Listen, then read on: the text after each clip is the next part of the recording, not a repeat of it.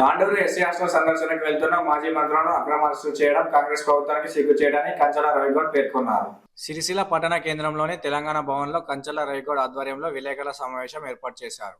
ఈ సందర్భంగా వారు మాట్లాడుతూ మొన్నటి రోజున వికారాబాద్ జిల్లా తాండూరు ఎస్సీ హాస్టల్లో ఫుడ్ పాయిజన్ తో 30 మంది విద్యార్థులు అస్వస్థతకు గురయ్యారని, వారిని పరామర్శించేందుకు వెళ్తున్న మాజీ మంత్రులు సబితా ఇంద్రారెడ్డి, సత్యవతి రాథోడ్ మరియు బీఆర్ఎస్ ప్రజాప్రతినిధులను వికారాబాద్ లో అడ్డుకుని అక్రమ అరెస్టులు చేయడాన్ని తీవ్రంగా ఖండించారు. బీఆర్ఎస్ నాయకులు గురుకుల బాట చేపడితే కాంగ్రెస్ సర్కార్ ఉలికిపాటు పడుతుందని, ఫుడ్ పాయిజన్ కు గురైన విద్యార్థులను పరామర్శించేందుకు వెళ్తే మాజీ మంత్రులు ఆడబిడ్డలను చూడకుండా అక్రమ అరెస్టులు చేసి నిర్బంధించడం సరికాదని, ఇది ముమ్మాటికి కాంగ్రెస్ ప్రభుత్వ కుట్రే అని అన్నారు. ఈ కార్యక్రమంలో జిల్లా నాయకులు మట్టె శ్రీనివాస్, నాయకులు ముగ్ధం అనిల్ గౌడ్, నవీన్ కుమార్, కోడం వెంకటేష్, సామల శ్రీకాంత్, వినయ్ తదితరులు పాల్గొన్నారు.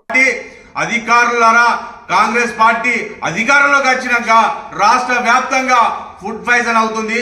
విద్యార్థులు పిట్టలు రాలినా ఇంతవరకు స్పందించకపోవడం చాలా దురదృష్టకరమని సందర్భంగా తెలియడం జరుగుతుంది.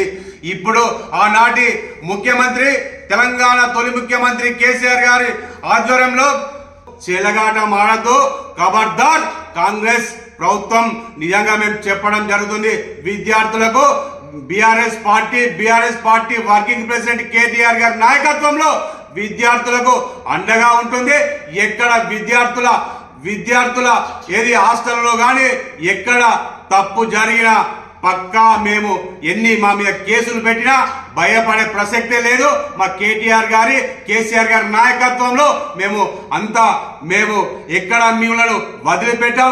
విద్యార్థులకు ఎక్కడ అన్యాయం జరిగినా బీఆర్ఎస్ పార్టీ అనేది ఖచ్చితంగా అండగా ఉంటుందని ఈసారి చెప్పడం జరుగుతుంది.